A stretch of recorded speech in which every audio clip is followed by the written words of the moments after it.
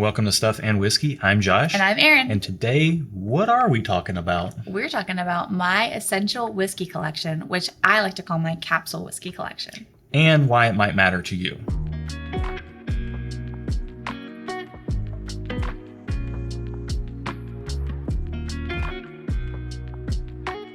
Welcome to the channel, bringing a real-world perspective to the real-world whiskey consumer.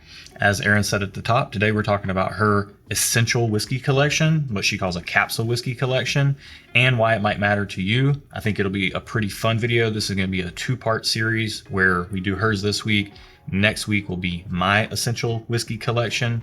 So yours is 7 bottles. Yes. Mine is about double that because I'm a little bit of a more is more type of person when it comes to that. But these are the bottles that we would have if we didn't have a channel and we were not, trying to stack bottles on top of bottles. Yeah. And we just wanted to have the very bare minimum of a complete collection for our taste. For our taste. But we hope that's going to be a little bit informative to you as well while you're watching and as we speak to the bottles that we both choose during our episodes. But this one's Erin's episode. But first, before we get into the episode, we got to get into the first sip, yes, where we try something out of our single sample pool that's blind to us, and we've never tried anything in there before. So there's no familiarity, and you're getting our completely honest opinion on it, as we do with all our blind tastings on the channel. So let's get into it. On the nose. This might be one of the first whiskeys I actually legitimately get banana on. Really? And I'm probably way off. It's probably not something that's supposed to have banana, but I am getting banana. I could see a banana Laffy Taffy. To me, this smells kind of like a really sugary, sweet apple juice that's been watered down a little bit and that maybe has about twice as much sugar as should be in there.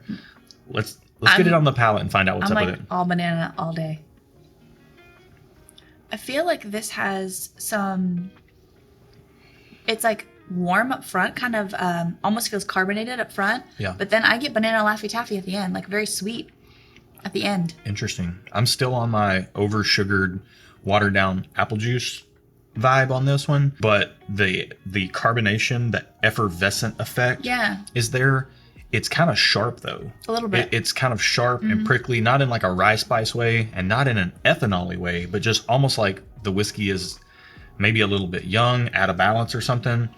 It doesn't taste off-putting. It actually does taste pretty good. Good, but it's just sharp. That would be my one knock on this glass. Let's get into another sip. I feel like it's less sharp the second sip. Still the same overall thing, a little effervescent up front and pretty sweet at the back end. Yeah, I would say second sip, the sharpness did mellow out a little bit. That particular first sip was our first sip of the day. Maybe it was just coming across a little bit sharp, period. But the sharpness died down. The oak came forward a little bit more. It is very sweet. It's pretty simple. It's kind of like sweetness and oak. We will rate this on our nose, flavor, and experience metrics and talk about some of the real world metrics as well. But we need one more sip before we do that. So let's get into it. So with each subsequent sip, I feel like it's getting waterier and waterier to me. Yeah. With that third sip, to me, a little bit more of the oiliness came out actually, which is kind of the opposite of what you're saying. Interesting. But I did get kind of like a sour funkiness on it. I didn't get that. On the finish. So nonetheless, let's get into our ratings. Nose, flavor, experience. You ready? Yeah. Where are you putting this glass? So on the nose, I'm giving it a thumbs up. Smells pretty good. Flavor, I'm giving it a thumbs up. I liked it. The overall experience, I'm probably going to give it just okay because it got a little more watery to me as I was sipping it. Yeah, I'll say I'm thumbs up on the nose, thumbs up on the flavor, thumbs up on the experience. Good, enjoyable pour, especially once it calmed down a little bit. If there was one thing I was going to knock on it, it would be the flavor because it has that little bit of a sour tinge on the back end. But that's not entirely off-putting for me. It may be for you, but I think it's just fine. It's a pretty enjoyable pour, pretty decent proof point. It's not too weak or watery. I can't wait to find out what it is. Let's see what we've been sipping. Let's do it. This is Poor Man's Pappy.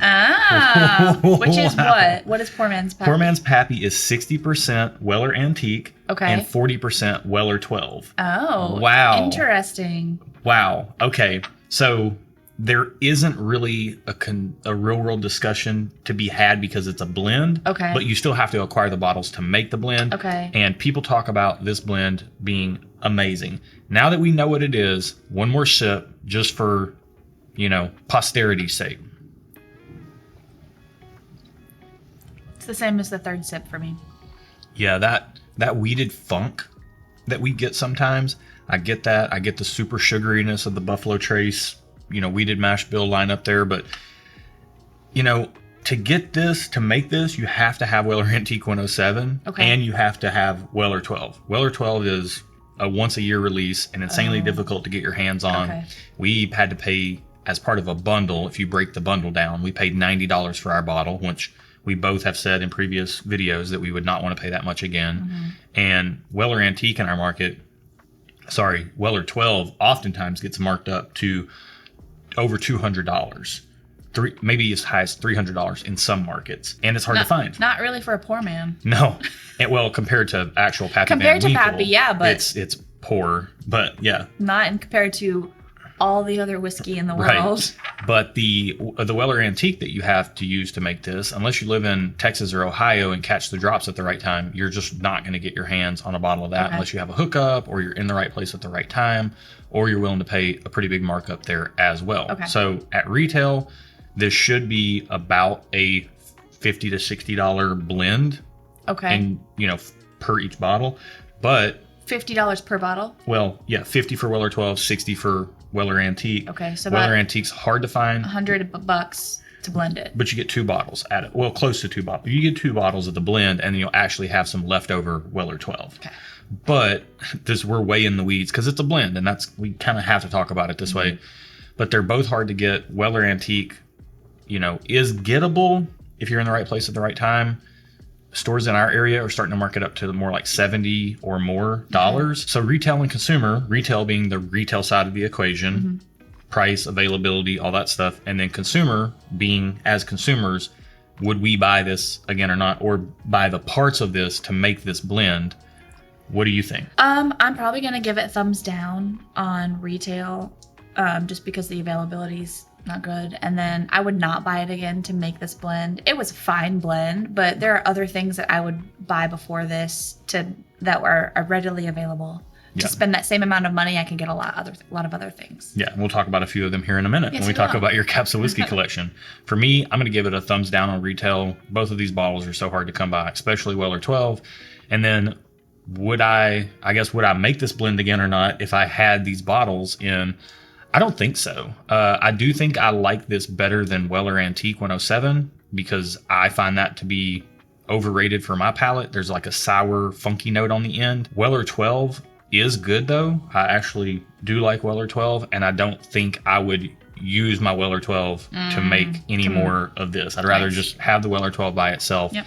And if I wanted something more in the vein of Weller, I would look for something like a Weller Full Proof if I wanted more proof and staying in that Weller flavor profile. All right, let's get these glasses out of the way and get into your Capsule whiskey collection because I can't wait for the discussion around these bottles. Okay. So the floor is yours, madame. So this collection was built around the idea of a capsule wardrobe, which we'll get into later. I'm kind of into that sort of thing. So for me, it's what whiskeys would I want if I could only have a few. And we didn't give ourselves any restrictions on number. It was just your essentials. So my essentials, I boil it down to 7, which for me feels good. Like I'm a less is more type of girl, and you're a more is more type of girl. So it fits. Yeah, it does. So we'll start with Irish and peated Scotch, and also a bourbon. So if you've watched this channel at all, you know I'm more of the rye guy. So these are kind of my outliers as far as I do want a bourbon, I do enjoy some Scotch, and I do enjoy some Irish. So I want one of each. The backbone of my essential collection will be ryes. Spoiler alert. But these are the ones that I would pick. So for the Irish, we've got the Powers John's Lane And the Scotch, I have realized that I like peated Scotches. I haven't tried a lot of Irishes or Scotches, but from what I've tried, I've enjoyed the peated very much. And so the Ardbeg Oogdale is the one that has made the cut for my capsule collection. And then, I mean, come on. Rare breed bourbon, it has to make it. Like if you're gonna have one bourbon, if I could only have one bourbon ever, it's gonna be rare breed bourbon. Yeah. Honestly, I would love the non-chill filtered rare breed if I'm being completely honest, but that's less easy to come by. Far less easy to come Far by. less easy to come by. So this is a great alternative. Just the regular rare breed. So in our relationship, it's my job to remember what she likes and why she likes it. Correct. So this Powers John's Lane, as far as Irish goes, this very easily could have been green spot or yellow spot. Yeah. We both like those a lot. However, we have tried this in a blind against green and yellow spot, and this brought both of what we love the most about each of those individual products together in one bottle. Mm-hmm. And it's pretty easy to find in our market. It's almost the same price as green spot, but it brings a little bit more depth of flavor like the yellow spot has. But this is very fruit forward, really sweet, but not in a artificial sweet way. Yeah. I say really sweet, but you don't even like really sweet things. I know. It's like a tempered real fruit sweetness. It's fruity sweet, and I love fruit. Right. Yeah. So there's that. It's just really good. About $70, pretty readily available. And the percentage on this is, I think, 46%. Yeah, 46%. So 92 proof. And it's 12 years. So for $70 for a fantastic Irish whiskey, you can't go wrong. And if you've watched this channel, you know that's a little bit outside of my normal comfort range of price for me personally. Mm-hmm. But this is something I'm not going to sip all the time. It's a more of a special pour. I'm not going to be drinking Irish every day. So I'll spend a little bit more because it will last me a little bit longer than the ryes that we'll get into in a little bit. And I think that's a good point. All of these, even bourbon, is something that you will only reach for yourself on occasion when you're in the right mood. Yep. If you're going to reach for something, it's almost always a rye. Usually and it's not like 60% rye. It's like 80 or 90% of the time you're reaching for a rye. Yeah. As far as the Oogdale goes, honestly, it's a lot of the same things I said about this bottle apply to the Oogdale. It's very fruity at its core, and the smoke that's there is really campfirey. It's not like Band-Aid-y or iodine-y or anything like that. It's a little salty and briny, but the bulk of the flavors going on in here are the fruity core wrapped up. It's almost like a piece of like smoked fruit. Yeah. Ooh. Like on the smoker fruit. So really, really good. Again, about the same price as this, $70-$80. Pretty readily available. But I'm not going to reach for this very much. Honestly, I'd probably reach for this a little bit less than this because this is such a distinct profile. And they both come in like a cool tube and a box. If you see them, they probably won't look like this in the store. They'll be in this packaging. So just so you know. And there's very little to say about rare breed on this video that we haven't already said 115 times on the channel already. If you don't know what we're talking about, watch any other video, and I'm sure we've talked about rare breed. Yeah. So let's get these out of the way, and let's start talking about the heart of your essential whiskey collection, the ryes. So we're going to start with my tried and true Old Faithful, lower price point, lower proof point, Bullet Rye. Yeah. This is what I started out drinking as far as ryes are concerned.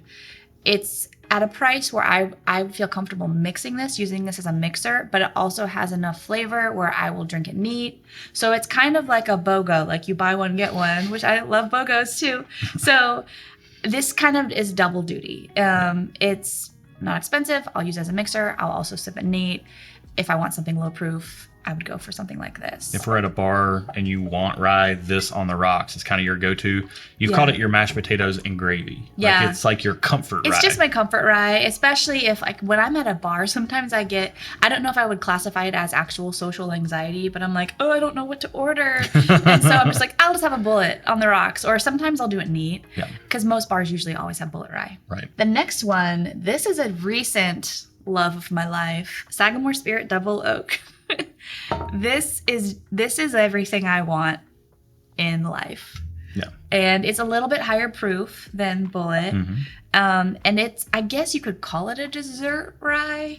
Yeah, I think that's fair. But I would drink this Yeah, anytime I want something a little bit more flavorful than Bullet, but nothing too crazy proof. Right. I think that's where this really shines, is that you get a lot of flavor for a relatively low proof point. The double oaked process brings forth a lot of sweetness that you wouldn't typically get in ryes. But it's not too sweet. Right. Because I don't like too sweet. The rye backbone of this stays intact beyond the double oaking. It doesn't just completely get drowned out by that process. So great bottle, pretty readily available in our market for the stores that do carry it. $60 right in your sweet spot for price. So yeah, makes perfect sense. Yeah. If you want to see what we thought about this when we tried it for the very first time blind, I'll put a link in the video description below so you can see how we reacted to this. It was something else. Yeah, we were not expecting it. Okay, so these are the lower proof pours. Lower proof, good mixer, a little bit higher proof, a lot of flavor. Now we're going more higher than 100 proof. This is what, 106 you said? 106 proof, new riff rye. This has been right up there with my love for Rare Breed is my love for new riff. Yeah. And this rye, maybe you can also put the link to the video where we put this in a blind. Yeah, I'll put that video and see what we thought about this. It was up against some heavy hitters. Yeah, some highly allocated Michter's Toasted Barrel, Michter's 10-year rye, and Wild Turkey Cornerstone Master's Key. Yeah. So this would probably be more of my everyday sipper, if I'm being honest. Yeah. It's mixer, dessert, every day. Every day, like go to every day. Good flavor, but not too much proof. Yeah. So this would be the one that I'd probably go through faster. And then we're stepping up a little bit more in proof. This is my high proof rye. And we're talking about some Stellum rye, which every time I see this bottle, it makes me think of wine.